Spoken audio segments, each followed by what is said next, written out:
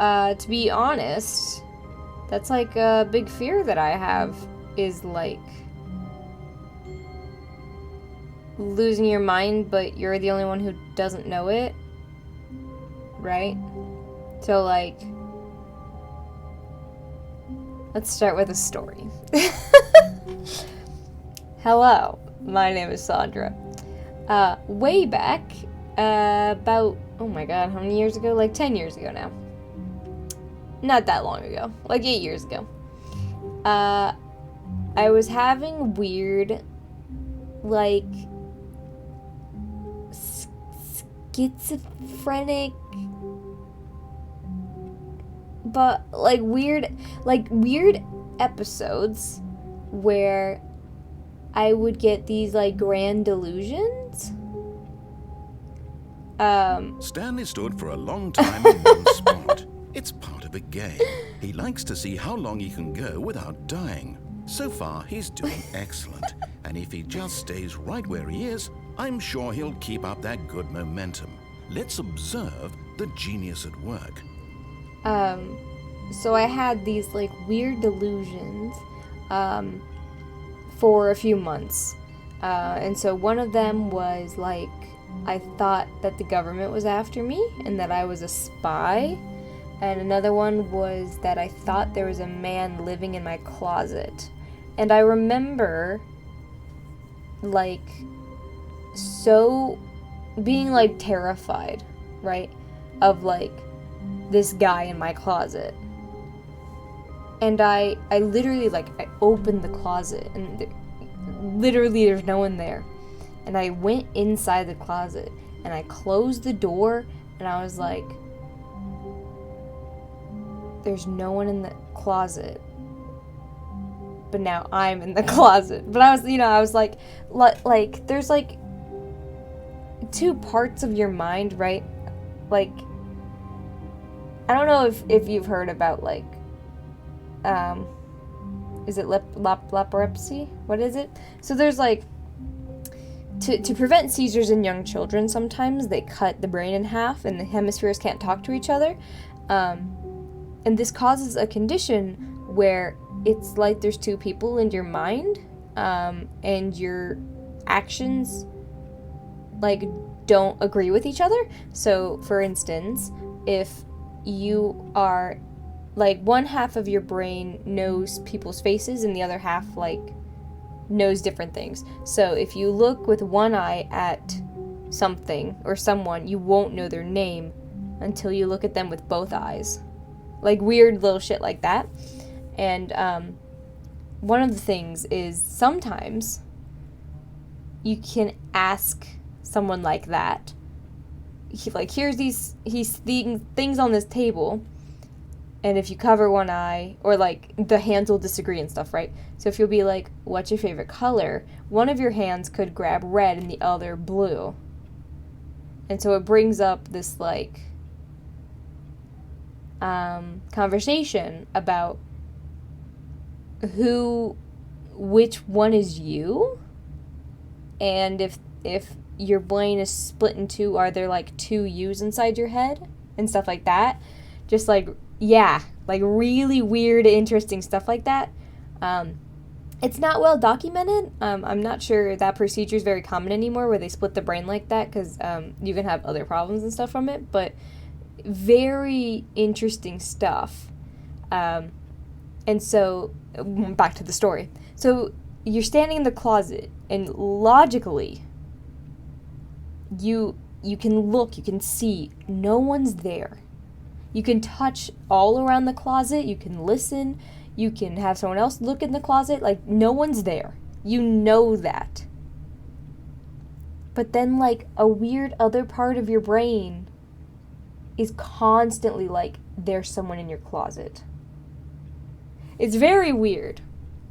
Because, like, logically, you know, but, like, on a weird subconscious level, it's always like, no, you don't know.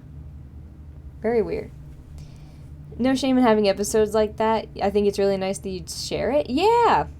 I've experienced something similar that I feel like people don't reciprocate well when I've told about it. Yeah, like, I don't talk about things like that. It's weird because I associate that person as like a different person. Like when I was younger, I suffered from like really bad PTSD and major depressive disorder from like childhood trauma and stuff.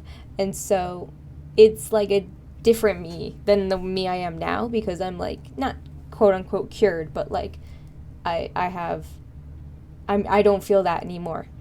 Like I'm not major depressed anymore, and I don't really get PTSD all too often and stuff. And so I don't often talk about that stuff because I don't identify with it anymore.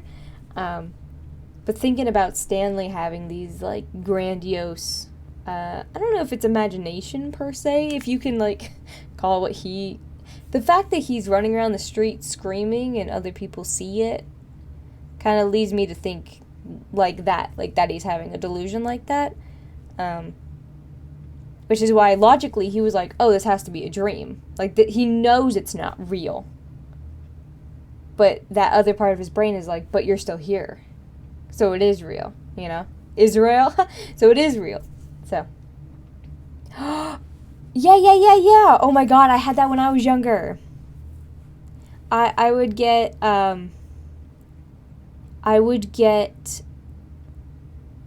like sob. I'd like break down crying because I would get these like intense feelings of like my cat is gonna die today.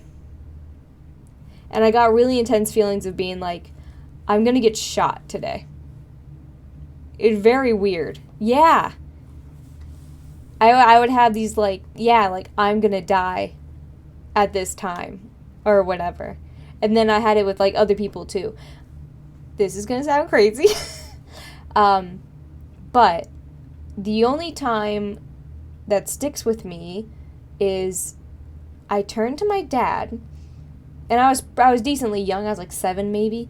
So when you're like super young, you don't like know the names of all your family members and stuff. So I turned to my dad. We're sitting at home one night, and I turn to my dad and I say, "Who's the lady whose house smells like smoke? And she's like a really old lady. And she like lives on her own. Who is that?" And Dad's like, "Oh, that's your grandma. She was just like, I don't know if she was a grandma once removed or like on the side somewhere, but we didn't go and visit her a whole lot. Maybe because she like lived far away. But I was like, who's that lady?" And your dad was like, "That's your grandma." And I said, "We need to visit her like right now."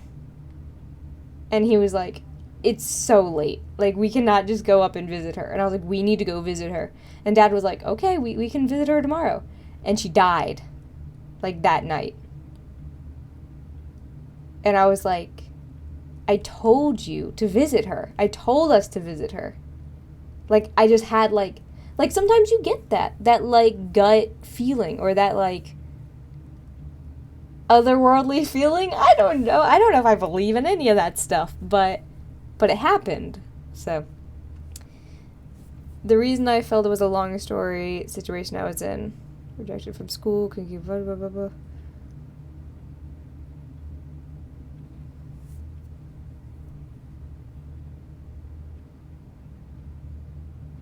Right, yeah. No, sorry, I didn't mean to freak people out. But she died. And I was like, I knew it. Subconsciously, I knew it. That she was gonna die. Very crazy. My dreams just felt so trapped. Yeah. I had that really bad as a child. Oh, there was a good word for it I heard the other day. Catastrophize, I guess. Anything that happens. So when I was really, I guess I might be because it might be from like parents who expect too much of you. I'm not sure exactly what causes it, but it's like something so minute, like this game, for instance, like a choice. When I was really young and I had to make a choice between two things, I would like have a breakdown. Not because, oh, I wanted both or blah, blah, blah. It'd be like, because I feel like this choice will determine the rest of my life. Like, regardless of if it's like, do you want beefaroni or mac and cheese for lunch? It'd be like, I don't know, because if I choose the beefaroni, maybe I'll grow up and live on the streets. Like, immediate, like, stuff like that. And then, obviously, it comes, like, more practical of being like, I have to study tonight, because if I don't study tonight, I'll fail the exam. And if I fail the exam, I won't be able to graduate. And if I don't graduate, I can't go to college or get a job. And then I'll be homeless. And then I'll die. Like, immediately. Like, failing a test is not going to lead to that. Like, it's going to be okay. But I guess it was just, like, that anxiety of, like, not living up to people's standards and stuff. Like I said, I'm not sure exactly where the, like, link is, like, what causes that. But I had that a lot as a child. You never know. Yeah, butterfly effect. You never know what decision it could be. But I grew out of everything when I went to college. Sam is still working through this, but you, like, spend a long time in your, like, childhood and, like, teenage years. At least I did. Like, trying to be what your parents want you to be and, like, earn praise from them and have them be proud of you. And I got to a point where I was like, I don't think that I care. So it was something of, like, oh my god, I did all this stuff. And then my mom still wasn't, like, my mom was like, okay, what's next? Like, what's the next thing you're gonna do? Like, that's still not enough. And so I had to have a sit down with myself and be like, it'll never be enough. So let it be enough for you. So that's what I did. And it was like, took a lot to get over that. Sorry about the wall now. It's okay.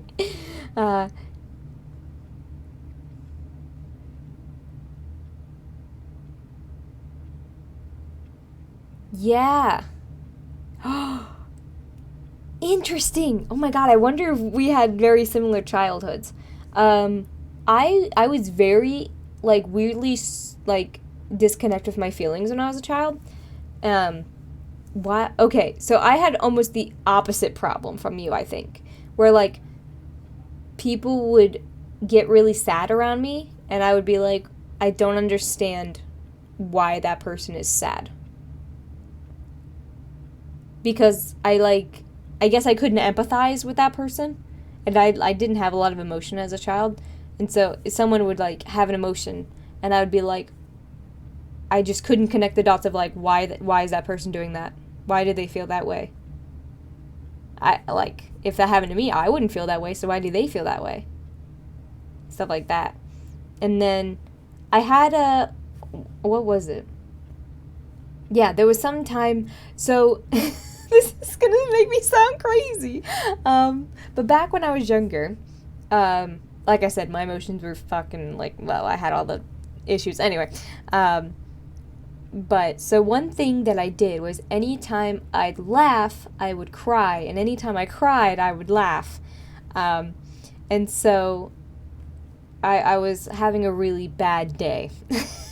And my brother and my dad came into the room, and my dad was like, of course, he asked, like, hey, sweetie, how you doing? You doing okay? And every time, you know, when you're in that state, it's like instant tears every time. And so he asked that, and I started laughing. And my brother was like, oh, God, Dad, now you've really done it. And Dad was like, why is she laughing? And Scotty's like, she's not laughing. And then the, like, laughter leads to hysterical crying. And he's like, what the fuck just happened? There's like, like, just like that every time. And so Dad was like, do you need to see someone? So I did, right? Like, I'm over it now. So I went and I saw people and whatever. But yeah, it was like weird and messed up and stuff. Boy. Linda, welcome. Welcome into our deep talks in Stanley's office. My own feelings. Oh, I could see, like,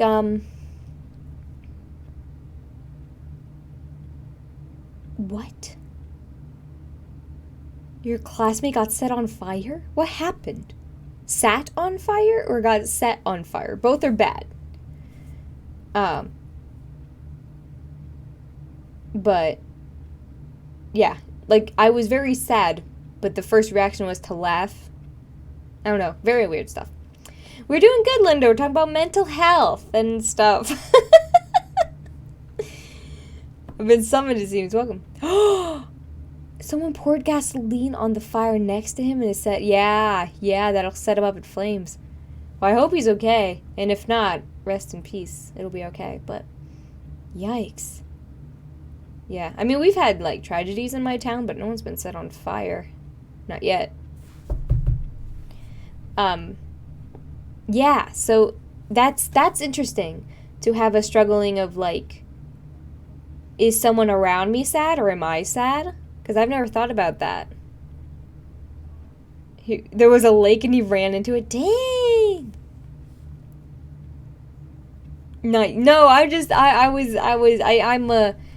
don't know what I believe in. I don't necessarily believe in a god or spirits or stuff, but I kind of believe in ghosts and like a sixth sense. I don't know. Anyway, I did the knock because I'm like slightly superstitious even though I don't believe in anything. So I was knocking on wood. Dang, that's crazy. But I never thought about empaths not being like able to tell if something is their own feeling or not. But that makes a lot of sense because they take in like the energy of people around them and are like, it makes a lot of sense. I hope you are working through that, and I hope you get to work through that. I think I've pretty much worked through everything. I feel emotions pretty normally now, which is good. Though I do sometimes get like irritated or sad for no reason sometimes still, but not nearly like what it used to be, like, yeah, to the point of like, yeah, bad stuff. So good, I'm glad to hear that, Joker. Good, I'm glad to hear that. It's crazy how much stuff can change in just a little bit amount of time. So I also used to think I was like, I don't know, I was just a weird disconnected kid. You know, I had problems. We all have our little problems. So it's just nice to talk about how people getting super worried or distant. Yeah, definitely. It can be hard for some people to like not understand that like you're okay now and like it's fine. Because like sometimes when you talk about whatever, someone will be like, oh my god, I'm so sorry that happened, which is fine. They can say that. But then they're like, are you okay? Like, do you need help? It's like, I needed help like 12 years ago and I got it and I'm okay now. Like, it's fine. I can talk about it and not cry anymore. So that's a pretty big step for me. Yeah, so then like thinking you're still that person when you're not. Like that person was me, but I was not that person. Like, me from the past doesn't have my experiences and my knowledge that I have now. I'm very close to that person. Well, I don't know how close I am to that person, but they are not me. Wait, they are me, but I'm not them? Anyway. That's how it is. Yeah, no, baby steps are certainly good too. It's also hard, depending on like the type of person you are, to like admit stuff is not great, and to get help and stuff, and so sometimes just like admitting to yourself, like for a long time when I was a kid, I just thought like I was normal and like everyone felt like this, you know, they were me but I'm not them. Yeah, something like that. I was like, everyone feels this way, and that's not true. And it's not normal to feel certain things. And it's weird being on, like, the other side of it, because now I'm like, obviously, I should have known people don't feel this way. And I should not have felt that way. But I just didn't. Because that's all I ever was like. So. But now to be on the other side and being like, woo! If someone felt the way I felt as a child, I would tell them to go get help. I repeat myself, but I'm nodding. No, I get you. Thanks for coming to my TED Talk about mental health. I hope you all have a good day. I don't know. I think, what time is it? Yeah, dinner's about to be done. And we've played quite a few endings of the Stanley Parable, so that's good. Yeah, I don't know. People use like my streams as a way to like escape everyday life, so I don't talk about really deep stuff because it can make people like sad and anxious and stuff. So, but there's like barely anyone in here today. We can talk about whatever we want to. I came out of the boob. I'm nodding too. Oh, I appreciate it. Let's looky. Let's have a look-see. Gem's doing art. Kind of art. Art is tough. Art is tough. Iron Mouse is live. I have a feeling if I read Iron Mouse, she would not know anything's happening. Oh my god! No way. When did you start? 8 hours ago! Carmelisa's doing a 24-hour birthday stream? What the hell?